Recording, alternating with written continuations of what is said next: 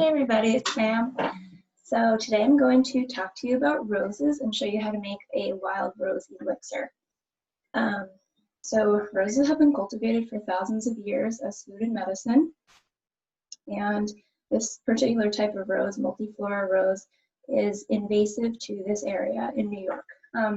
So you can find it growing right now pretty much everywhere. It grows along edges and roadsides in disturbed areas. And like I actually didn't even realize I have about 6 bushes all along the edge of my yard that just popped up there on their own. So that is pretty cool. And it's great to use these because they're invasive, right? Normally we think of invasives as like something that's not supposed to be here, something we want nothing to do with, but it's really great to use invasive species because it's bioregional medicine. It's the stuff that's growing the most abundantly in our area. So actually using those things helps to control that. Okay, so it's easy to identify. It grows, like I said, along edges, and it forms like a pretty, they can turn into really big shrubs and thickets of roses, and they're blooming right now. So now's the time to go make this medicine. It has compound leaves and can often have about 5 to 9 leaflets on each stem. So each leaflet, hopefully you can see this, is sort of oval shaped and has toothed edges. The flowers, wild roses have characteristically 5 petals, and they have this kind of heart shape. There, oops. They are heart-shaped, and that kind of indicates to us how roses are really great heart medicine, both physically and emotionally. So let's see. They also have a lot of, I don't think you can see this quite, maybe right there, lots of yellow stamens in the center. Like I said, it's surrounded by 5 petals. And they smell amazing, right? They smell like roses. So let's see. So if you're going to go do this and you have a positive ID for these roses, you're going to collect them only from places that have not been sprayed, or like, you know, places that there's no chance that there'd be any chemicals in the roses. You can use all types of roses. They are interchangeable. Some might taste better than others, but you know, I'd recommend this type. Beach roses, which are that hot pink color, dogwood roses, which are a lighter pink color. They're all great to use, all great options. And you want to just make sure, like I said, you're collecting from an area that is free of chemicals and pesticides and anything like that. You want to collect them during like late morning after the dew has dried off of them, and then you'll be good to go. One more thing about IDing them that I forgot to mention is that at the base of the stem, there's what's called a stipule, and it's kind of like sort of feathered right here. I don't know if you can see this at all, but you can look up pictures on the internet. Okay, so those are all good indicators that you can have Multiflora Rose. All right, so roses are cooling and drying. They are astringent. They do a really great job at cooling heat and inflammation and pain. They're antiviral, so they help to build immunity to things like colds and flus. They're also high in vitamin C, especially rose hips, that the hips form once the weather starts getting cooler and they turn red. So that's a good way to ID them as well later in the season. You can use also the rose hips as medicine. So roses are high in vitamin C, and they are good for increasing circulation. So for anyone with poor blood circulation, they really tonify blood vessels and do a good job at reducing high blood pressure. They are a nervine, so they are, and this is what I love them for, just so beautiful and great at calming nerves. Just like I said before, they're amazing heart medicine, both physically and energetically. So we turn to roses when we're experiencing anything from anxiety, depression, sadness, loneliness, grief, trauma, loss. Yeah. What else? A broken heart. That's like the #1 thing I turn to rose for when your heart just feels like it's breaking, whether that's from, you know, relationship things or the state of the world or changes happening, transitions happening. Rose is our friend for that. Okay, so I guess I can get started. That about covers it. And so once you collect all your roses, you can, and when you're harvesting, you just want to clip them off. You want to clip off the cluster. So clip off a cluster. It's okay if you have some leaves in there, leaflets in there. That is fine too. It's all safe. So when you're making something like an elixir where we're going to strain it out, it's cool to use the whole flower head. If I were making something like that I was going to eat, like if I was going to eat the roses, then I would probably just take off the petals. But since these are so tiny, it would be a painstaking job to just collect the petals. So we're going to, and we're making an elixir, so we're just going to use the whole thing, and that's fine. So once you collect them, you'll take them, you can chop them up a little bit. I didn't get out a cutting board, so I'm not going to do that.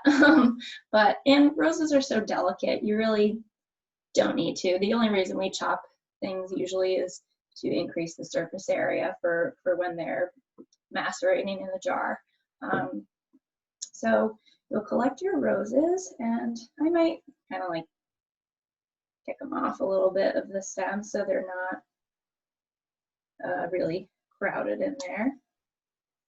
And you're going to put them in your jar. So you just need, probably should have mentioned also, you need a mason jar, brandy or alcohol of choice. So usually brandy or vodka, but you can use others, but it's more about taste. So brandy really pairs well with honey, and that's the other ingredient you'll need is honey. So we're going to harvest our roses and put them in our jar. We can thank them as we go for providing us with this medicine.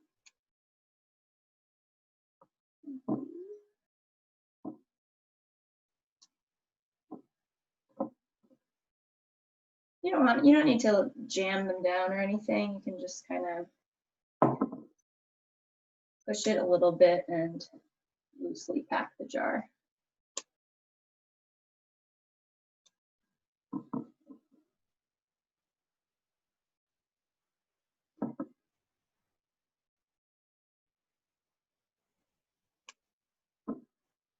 You only want to harvest as much as you're going to use.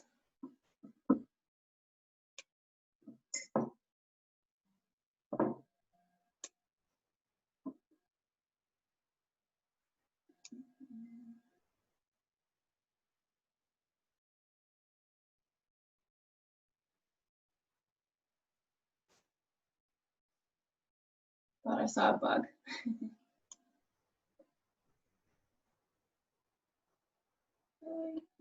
Done. So you'll leave a little bit of, oh, there's a bug. You can leave them out for a little while after you pick them, just so all the little bugs and whatever on them crawl out. I don't really mind too much about that stuff, but some people might. You don't want to wash them because they're so delicate, they'll never dry properly. And then you'll have issues, mold issues, things like that.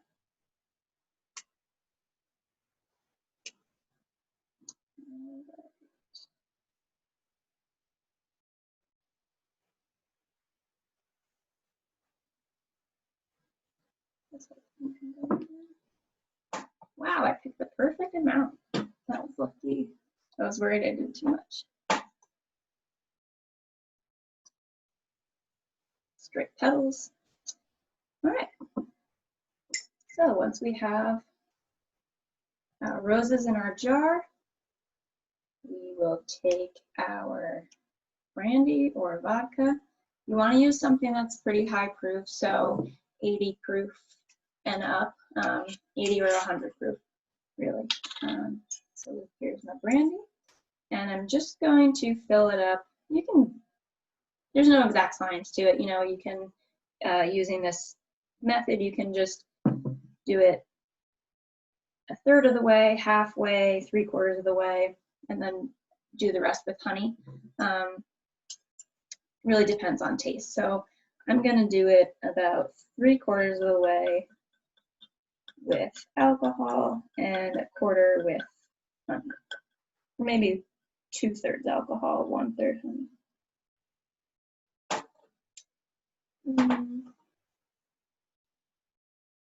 Okay. I'm going to pour the alcohol in first because the honey will, if you do honey first, it'll sort of create a barrier, and it'll be hard for the alcohol to penetrate that. Let's see if I can open this.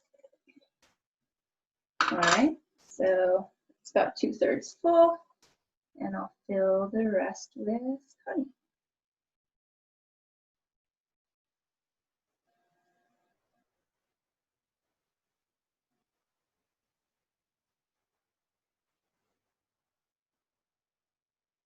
There's a little room at the top.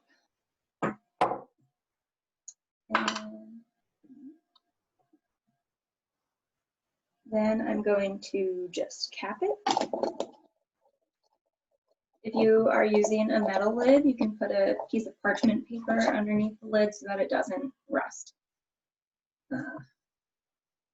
So we're gonna cap it and shake it. Shake it really well so that the honey gets all mixed in.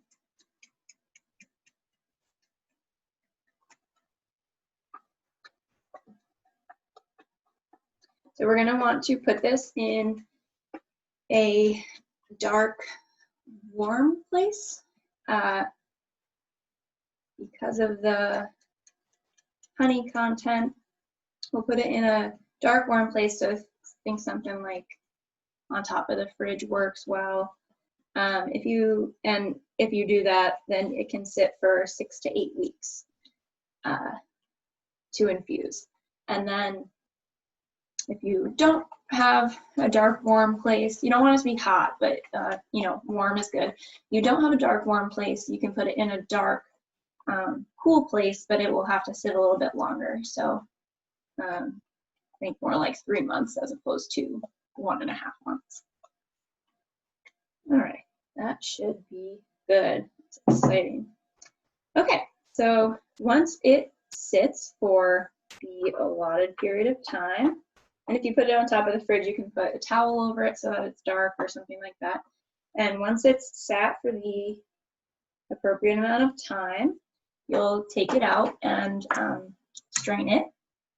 And once you strain it, you're good to start taking it. So the medicinal dose is about 1/2 to 1 teaspoon 3 times a day. You can also take it as a drop dose, so 1 drop at a time. It still is helping you. It's still working its magic, and yeah, you can really. This is one you can take as needed when you want to. It's really safe medicine. Roses are. So the only Contraindication, I would say, is if you're pregnant, don't take it because of its blood moving actions. You don't want that. So I hope you enjoyed that. I hope you get to take advantage of all the great medicine that's blooming right now. And let me know if you have questions. Hope I didn't miss anything. Oh, and label your jar so that you know what this is. You know how much of each ingredient you put in. You can label, you definitely want to label the date that you made it so that you can keep track of when you're supposed to strain it. You might think you'll remember, but you won't. So write it down. And you can also add where you harvested from. Okay, so hope you enjoyed, and let me know if you have questions or comments. Thanks.